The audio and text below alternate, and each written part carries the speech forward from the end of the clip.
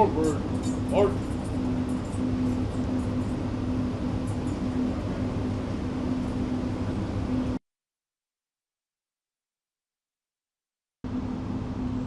And salute.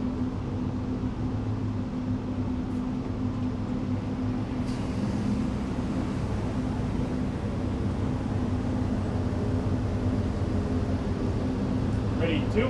Ready doors. Ready pop. Ready open.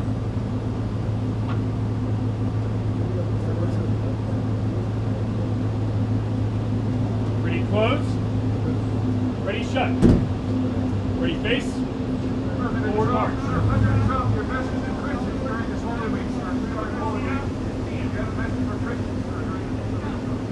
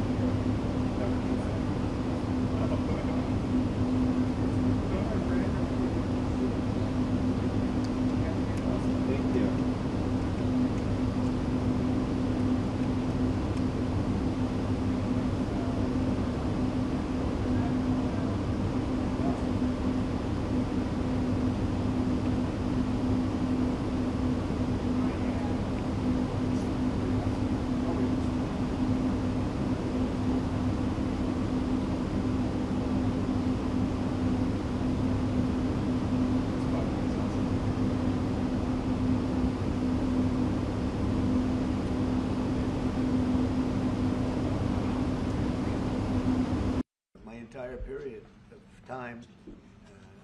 So I knew him as a very young man. Now he's just a young man, and he's done a fantastic job. Mr. President, it's an honor to have you. Thank you, Mr. You're President. doing incredibly for your country, and we appreciate working with you because you want to stop crime, and so do we.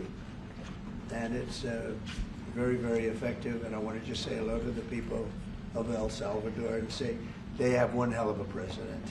Okay, and I mean that, and I know him well. I know him as a very young man, Marco, even younger than you. You know, he started pretty young. He'll always be younger. Young at heart. But I want to thank you for the great job you're doing. I appreciate it very much. Thank you. Well, it's an honor to be here in the Oval Office with the President and leader of the free world. We're very happy, and we're very eager to help. We know that you have a crime problem, a terrorism problem that you need help with. And we're a small country, but if we can help, we will do it. And we actually turned the murder capital of the world, that was the journalists call it, right? Murder capital of the world, into the safest country in the Western Hemisphere. And, you know, if sometimes they say that we imprison thousands. I like to say that we actually liberated millions. So, you know, like, That's very good. Who gave him that line? Do you think I can use that? Yes. And in fact, Mr. President, you have 350 million people to liberate. Yes. But to liberate 350 million people, you have to imprison some. You know, that's the way it works, right? You cannot just, you know, free the criminals and think crime's going to go down magically. You have to imprison them so you can liberate 350 million Americans that are asking for the end of crime and the end of terrorism. And it can be done. I mean, you're doing it already. And I'm sure that people have seen the change in the streets.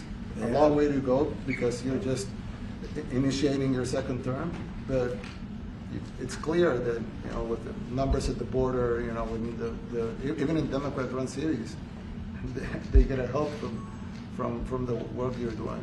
So I'm really happy to be here, honored, and eager to help. Well, we had a terrible thing happen. We had an administration that allowed people to come in freely into our country from not only South America, but from all over the world, many from the Congo in Africa, Asia, all over the world, Europe, rough parts of Europe. And they came from prisons, and they came from mental institutions, and they came from gangs, and the gangs of Venezuela and other places. And hundreds of thousands and even millions of them came.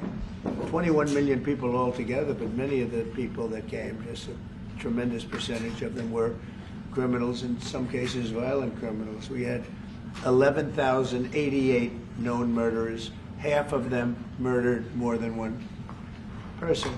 This was allowed by a man who, what he did to our country is just unbelievable. So we're straightening it out. We're getting him out. But what they did and what that party did to our country, open borders, anybody could come in. As soon as I heard that, I said, every prison's going to be emptied out into our country. That's what happened. And we're straightening it out. And we just had numbers. We had the highest recruiting numbers in the history of our country going into police departments. And a year ago, we had the lowest numbers. You couldn't hire a biggest police. change. Yeah. Nobody's From ever the lowest seen. to the highest. And the military now, Marines, the Army, Air Force, Coast Guard, every slot is, I mean, we have the best numbers we've ever had. We call it recruitment numbers. And we've never had anything like it. We had records on at every single level. But very important, the policemen. The policemen are joining forces now that we're having a hard time with policemen because we weren't protecting our police. Yeah. And we cherish our police. The police are great, and the firemen and everybody else. But we have the highest numbers that we've ever had, the most enthusiasm. Great enthusiasm and on trade and other things. We're doing great. We're taking in billions and billions of dollars. We made, 2 weeks ago, I gave them a little bit of a pause because, you know, you have to show a little flexibility. But we go back to what we have to do. The markets have been very strong once they got used to it. But we were losing $2 billion a day There's no company big like this. This is the biggest deal ever made. Now we're making $3 billion a day. We're a great country, but we had stupid people running this country, and I can say it. But what they've done to us at the border should never and can never be forgotten. It's a sin, what they did, and you are helping us out, and we appreciate it. Thanks. Actually, what you're doing with the border is remarkable. It has dropped, what, 95%? It's incredible. As of this morning, 99%, 99.1% to be exact. Why are those numbers not in the media? Well, they get out with the fake news, you know, like CNN over here doesn't want to put them out because they don't like putting out good numbers. They only like putting out because I think they hate our country, actually.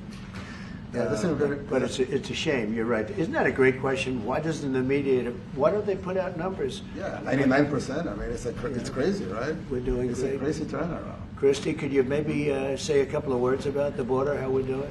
You know, it's just been absolutely phenomenal what a great leader can do. Clear direction. Our laws matter. We should only have people in our country that love us, and the Border Patrol and our ICE officers and law enforcement officers have done fantastic work. So we're proud of them. Now we just need to get the criminals and murderers and rapists and dangerous gang members and terrorist organizations out of our country. So, Mr. President Bukele, we thank you very much for your partnership. It has been wonderful for us to be able to have somewhere to send the worst of the worst and someone to partner with. And we'd like to continue that partnership because it's been a powerful message of consequences. Mr. President, you wanted people to know that there was consequences if you break our laws and harm our people and endanger families. And this is a clear consequence for the worst of the worst, that we have somewhere to put them. Thank you very much. Yeah, we even had this gang member from Venezuela, one of the ones you sent, and we interviewed him just to get some information, etc. from them. And he said, "Oh, well, I got arrested 6 times, but they released me the 6 times, so I should be released again." And then he said, "Well, what's the last thing you do?" And he said, "Well, I shot a cop in the leg, but I didn't kill him. I just shot him in the leg."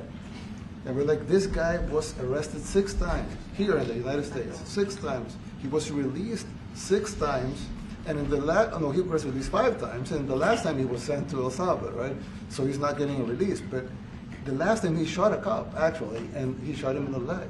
So these are, like you said, there's something broken. It's the liberal establishment.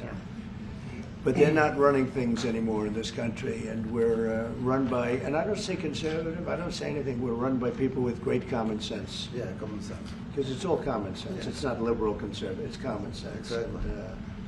And, do you allow men to play in women's sports? Do you allow men to box your women and box? Because I know you have a lot of boxing. That's violence.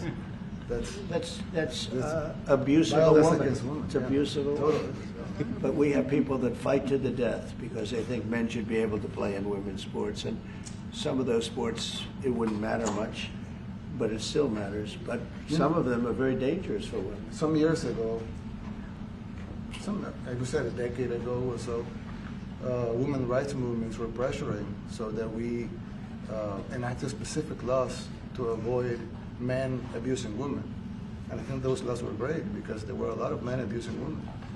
But now some of the same people are trying to backtrack on that and actually trying to make new laws allowing men to abuse women in sports. So actually that doesn't make sense. It doesn't make sense. It's crazy. They have weightlifting records, right? Yeah. A woman gets up and sways. She's incredible. A guy gets up and beats her by 100 pounds. What are you going to do? A record that hadn't been broken in 18 years. They put on an ounce, quarter of an ounce, eighth of an ounce for 18 years. Now they have a guy come up, ping. The whole thing is crazy. But they continue to fight. And I don't like talking about it because I want to save it for just before the next election. I said to my people, don't even talk about it because they'll change. And but I watched this morning, there was a congressman fighting to the death for men to play against women in sports. And you say to yourself, why? What are they doing, right? What are they doing? But your country's not too big in that. No, of course not.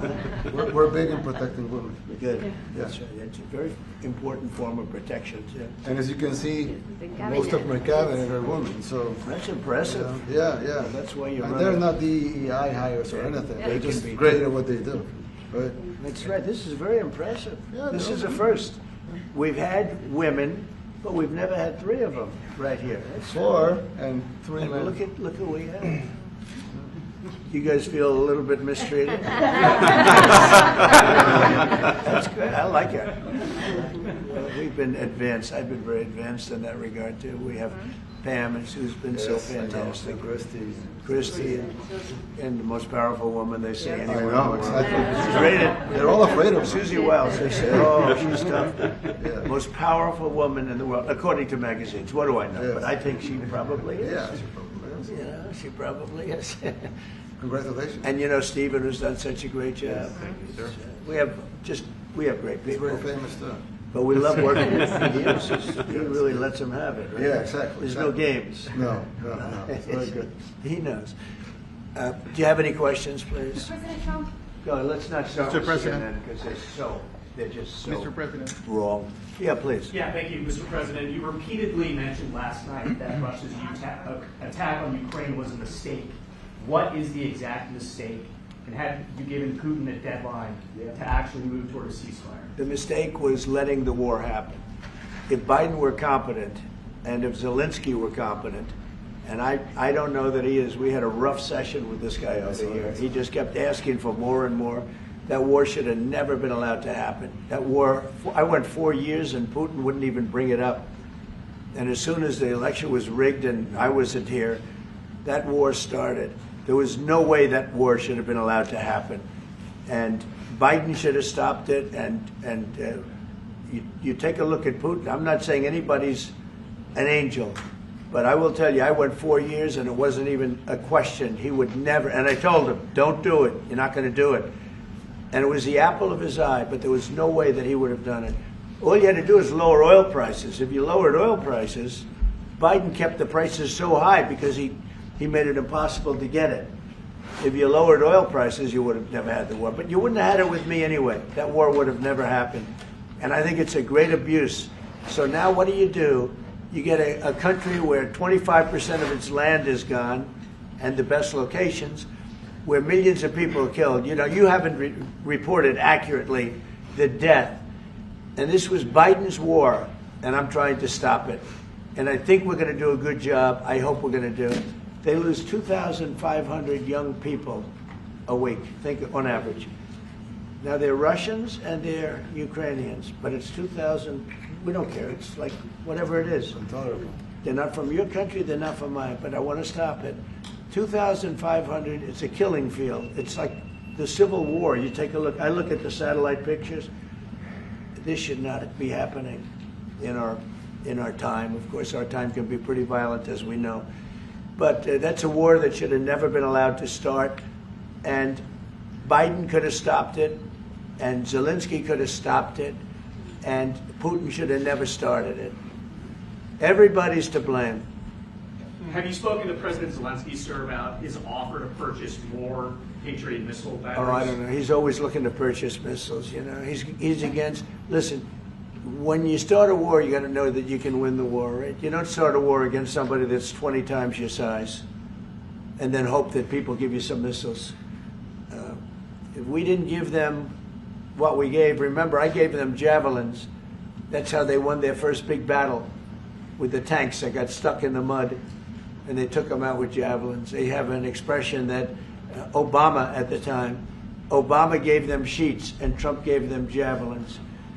But just something that should have never happened. It's a really shame. The towns are destroyed. Towns and cities are, largely destroyed. They have the spires, the beautiful spires that go up.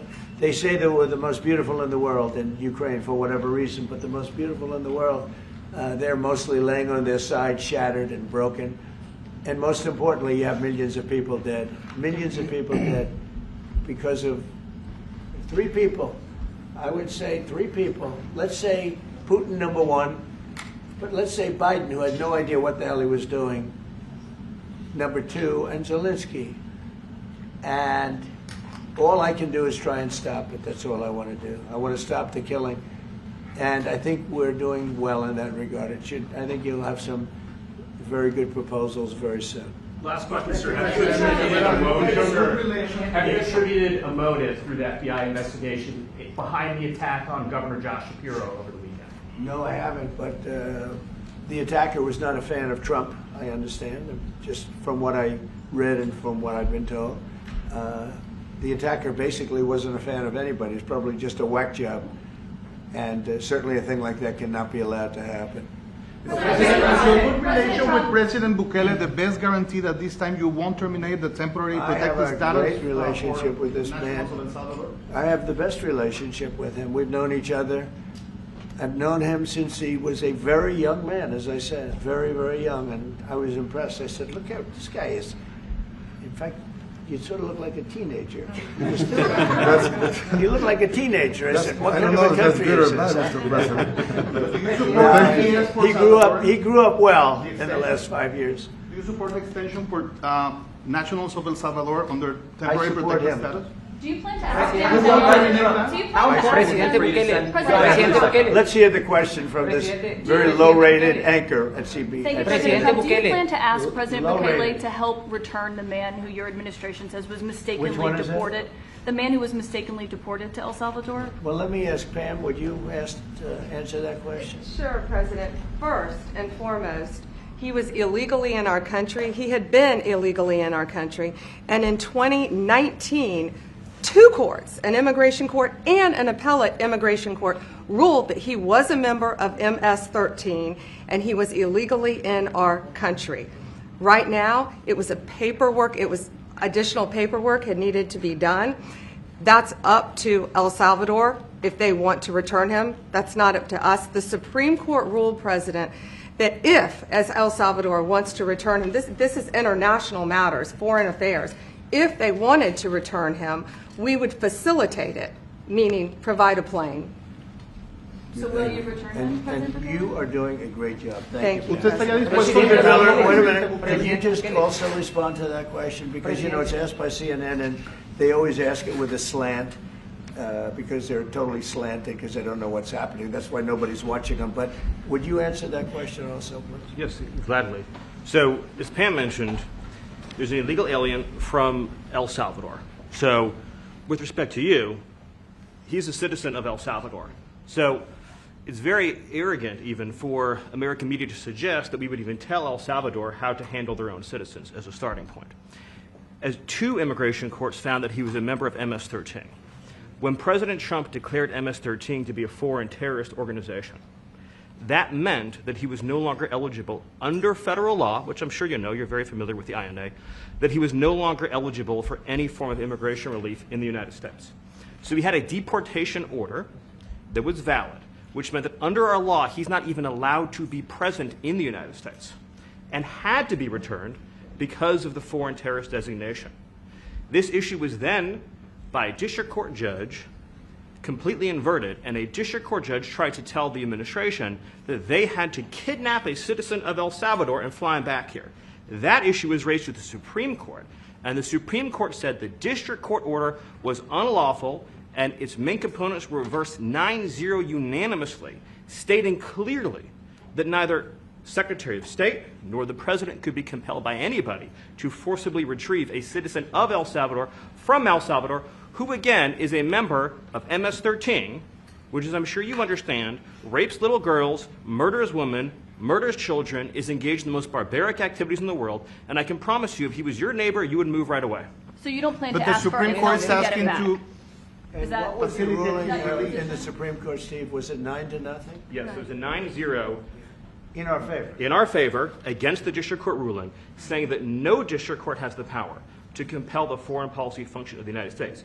As Pam said, the ruling solely stated that if this individual, at El Salvador's sole discretion, was sent back to our country, that we could deport him a second time. Well, No version of this legally ends up with him ever living here because he is a citizen of El Salvador. That is the president of El Salvador. Your questions about it, per the court, can only be directed to him. I asked ¿Usted lo President liberaría, Bukele, Presidente what is Bukele? your, can President Bukele weigh in on this? Do you plan to return him? Well, I'm supposed you're not suggesting that I smuggle a terrorist into the United States, right? It's I mean, always how can I smuggle? How can I return him to the United States? Like, I smuggle him into the United States, or what do I do? Of course, I'm not going to do it. It's like, I mean, the question is preposterous. How can I smuggle a terrorist into the United States? I don't have the power to return him to the United States. So you can release him inside El Salvador. Yeah, but I'm not releasing. I mean, we're not very fond of releasing terrorists into our country. I mean, we just turned the murder capital of the world into the safest country of the Western Hemisphere, and you want us to go back into releasing criminals so we can go back to being the murder capital of the world? No, that's not going to happen. Well, they'd love to have a criminal, released into our I mean, there's a fascination. They would love it. Yeah. They're sick. These are sick people. Marco, do you have something to say about it? Yeah, I mean, Stephen outlined it. I don't understand what the confusion is.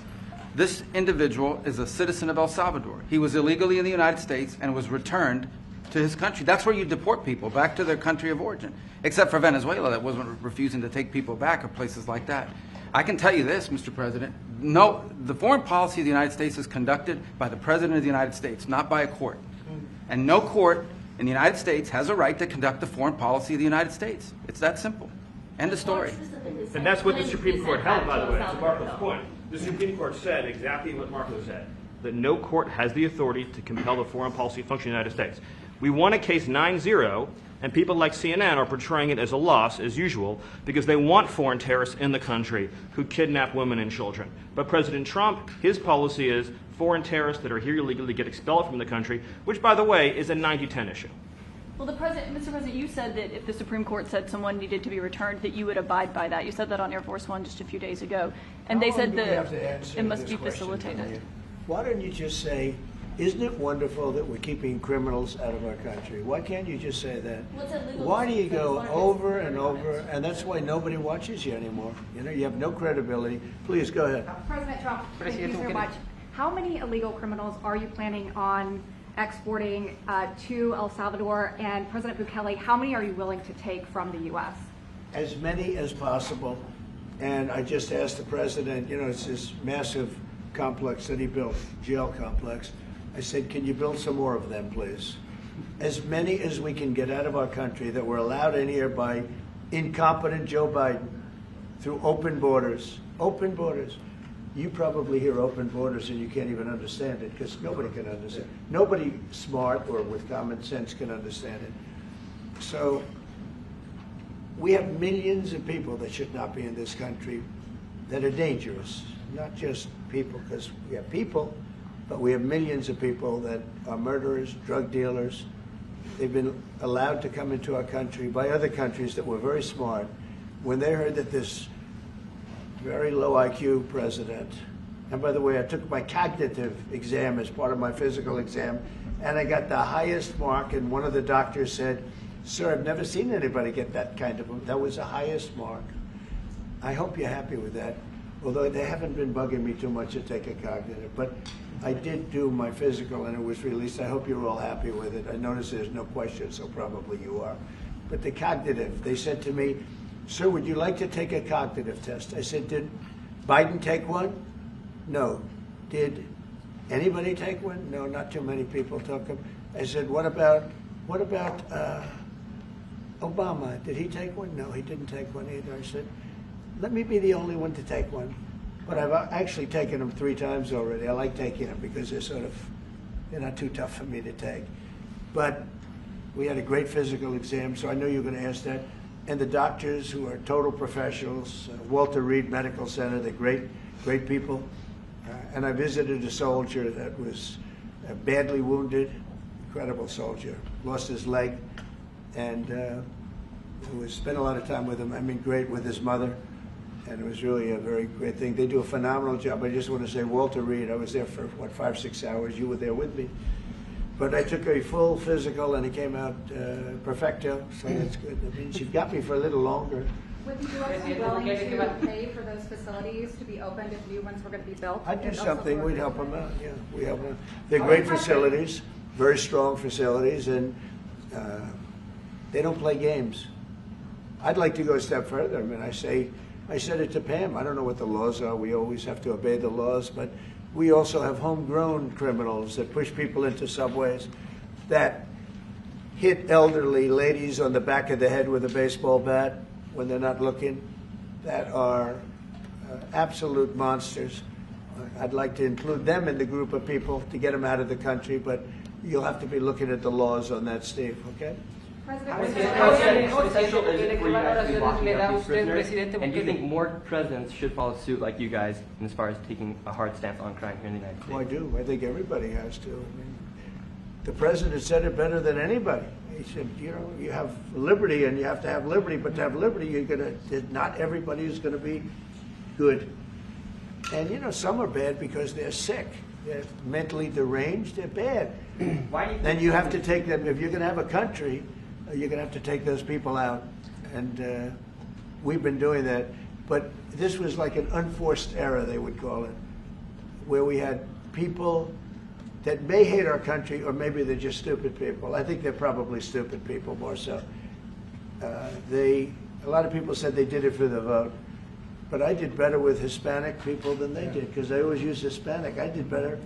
You people love me. I saw my poll numbers in your country up through the roof, right? 91%. Some people think they do it for the vote.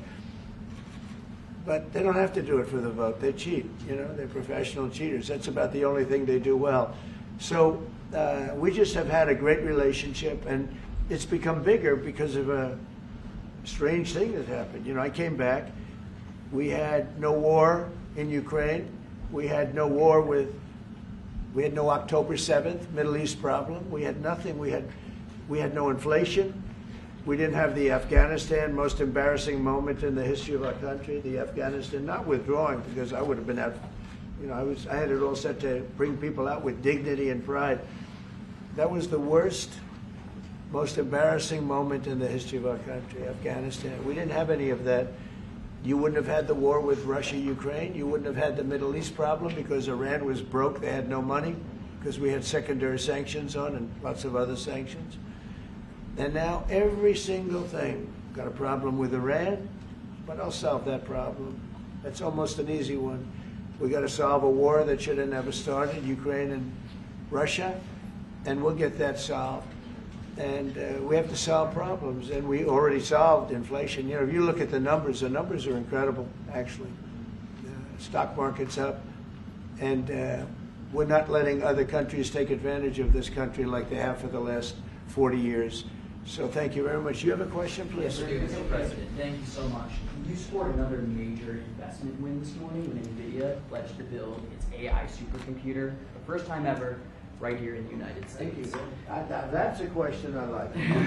That's true. What is your reaction to this announcement, sir, and how will this positively benefit Americans across the entire country? Well, it's one of the biggest announcements you'll ever hear, because NVIDIA, as you know, controls that almost the entire sector, which is one of the most important sectors in the world, between chips and semiconductors and everything else. And they're the biggest. And the other biggest we already have coming in is spending $300 billion, as you know. They announced 2 weeks ago. But NVIDIA is so highly respected. And this was an announcement that a lot of people, I knew it was going to happen, but not to the extent that it happened. It's big.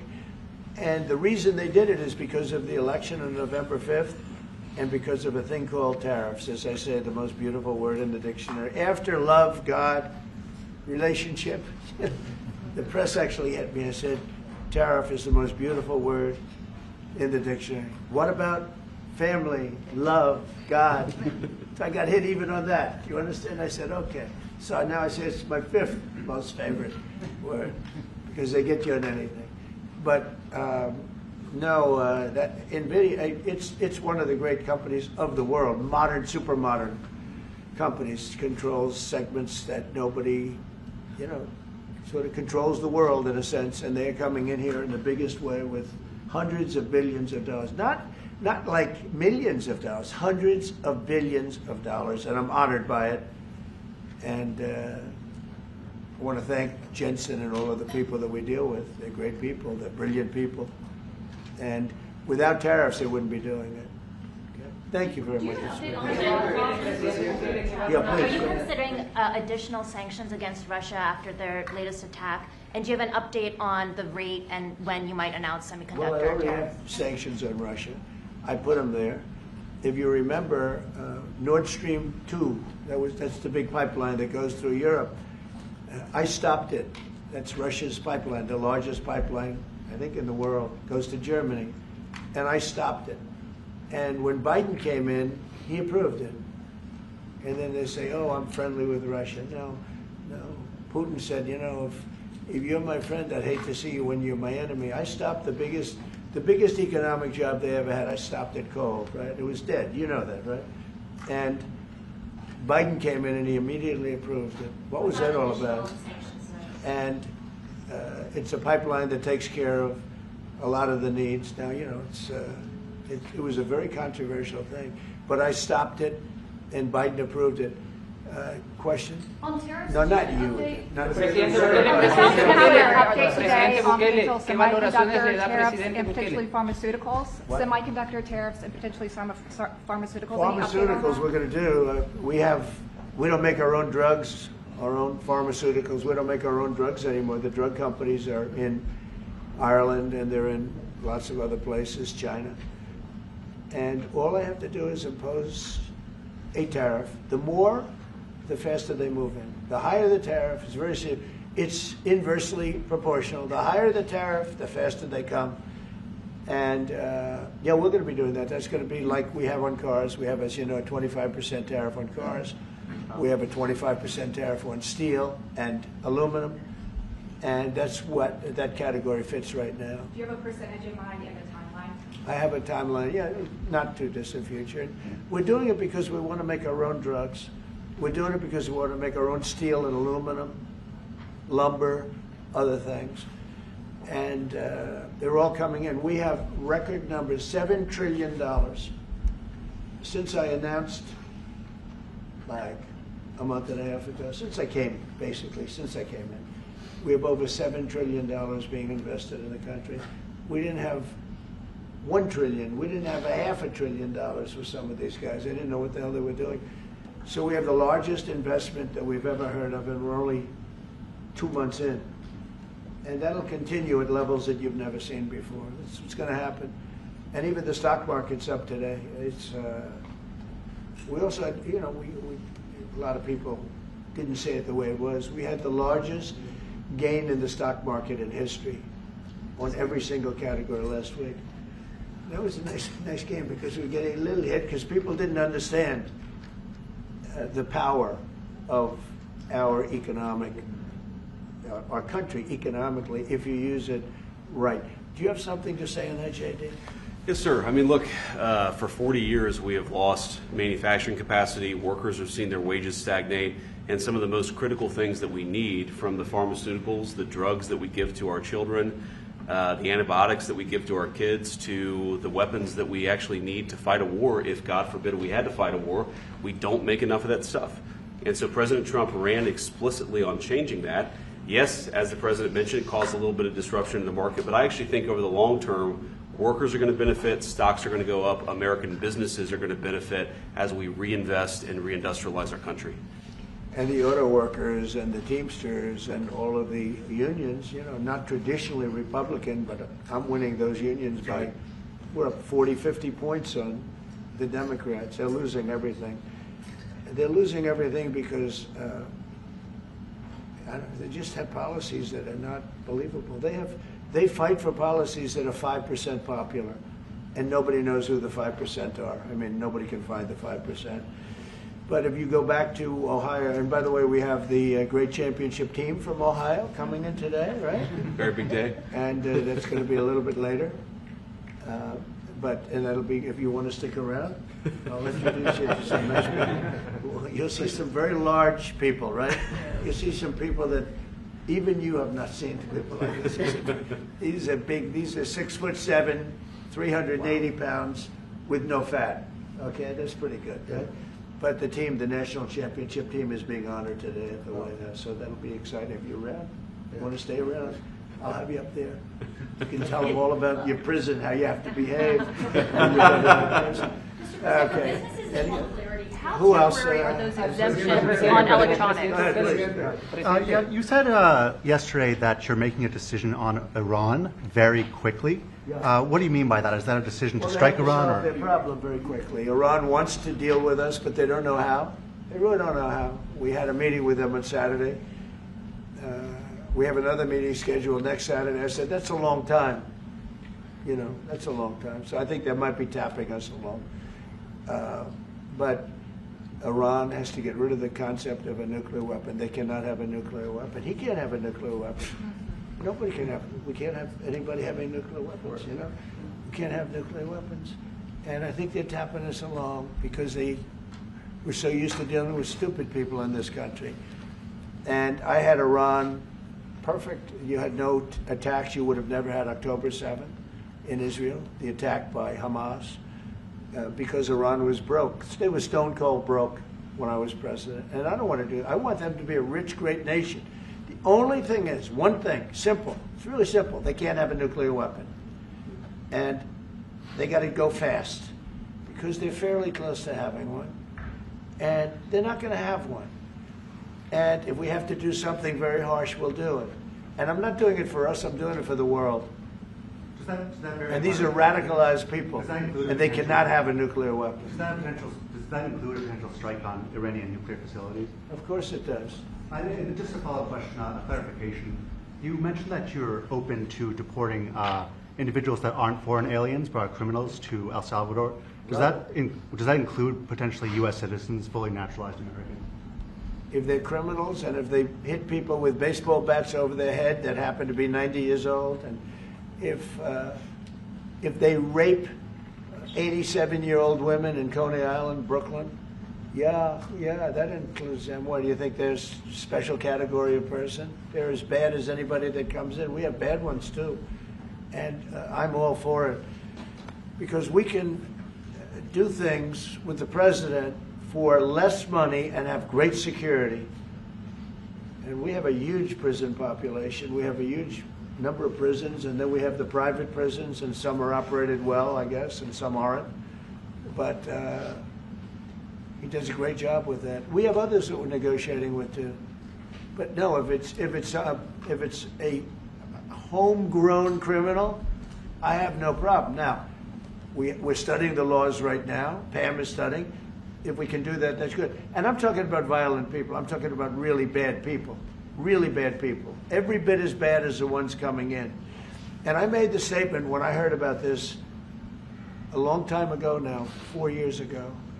When I heard that this guy was having open borders, I said every single criminal from all over the world is going to be dumped into our country. And that's what happened. Jails. The jails of the Congo were emptied out. The jails of Venezuela were emptied out. And you know what happened? Their crime went way down.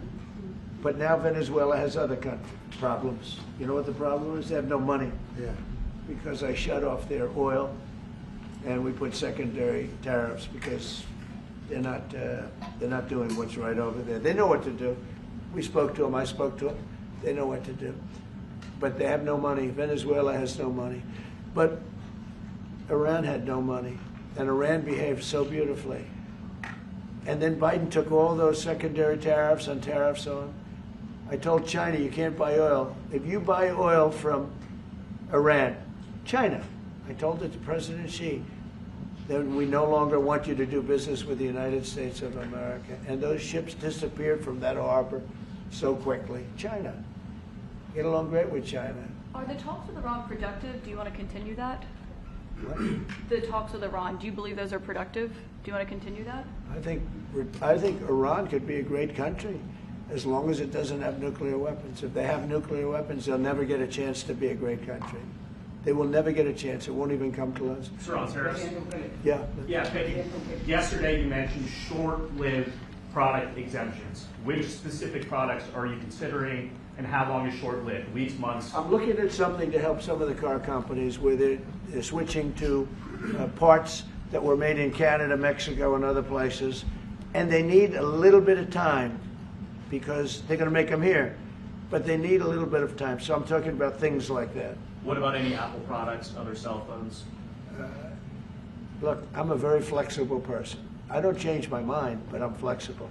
And you have to be. You just can't have a wall and you'll only go. No, sometimes you have to go around it, under it, or above it. There'll be maybe things coming up. I speak to Tim Cook. I helped Tim Cook recently, and that whole business. I don't want to hurt anybody. But the end result is we're going to get to the position of greatness for our country. We're the greatest economic power in the world if we're smart. If we're not smart, we're going to hurt our country very badly. We lost with China over the Biden years trillions of dollars on trade. Trillions of dollars. And he let them fleece us.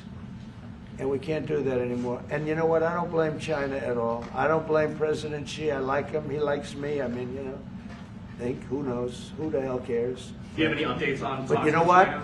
What? Do you have any updates with talks with China? No, let me just tell you this. I don't blame China. I don't blame Vietnam. I see their meeting today. Is that wonderful? That's a lovely meeting. They're meeting like trying to figure out how do we screw the United States of America. Don't forget, the European Union was formed to do just that. The European Union was formed to hurt the United States and on trade.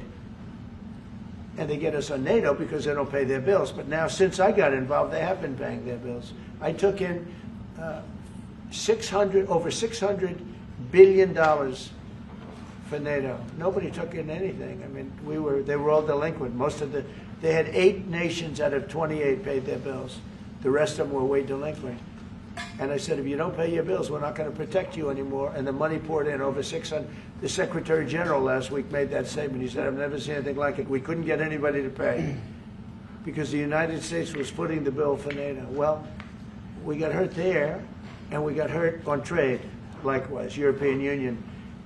And they've got to come to the table. And they're trying to. They're trying to. But the European Union has taken terrible advantage. They don't take our food products. They don't take our cars. We have millions of their cars, BMW, Volkswagen, Mercedes-Benz, many others. They come in by the millions. They don't take. There are no Chevrolets in Munich, I can tell you that. I said to Angela Merkel when she was there, as she was letting millions of people infiltrate Germany, which was not so good from, we would call them illegal immigrants, but she made them legal. But I said to her, and I get along with her very well, I said, how many Chevrolets do we have in Munich or Frankfurt? Why, none, Donald, none. I said, you're right. And yet we take in millions and millions of cars. No, those days are over. Okay, thank you very much, everybody. Thank you, Press. Thank you, Press. Thank you, guys. Mr. President, do you have any comment on the FTC's case against Meta and Mark Zuckerberg? Thank you, Press. Thank you, Naive. Thank you. Thank you. Thank you, Press. Let's go. Thank you. Let's go.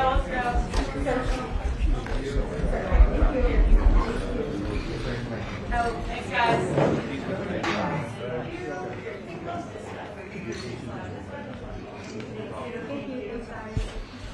Thank you, Press.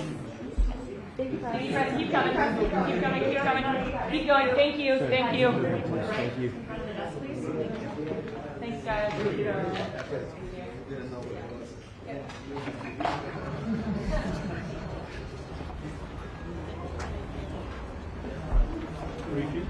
Just the cuts. Hey guys, spray wrapped. Just the cuts. Close to 9.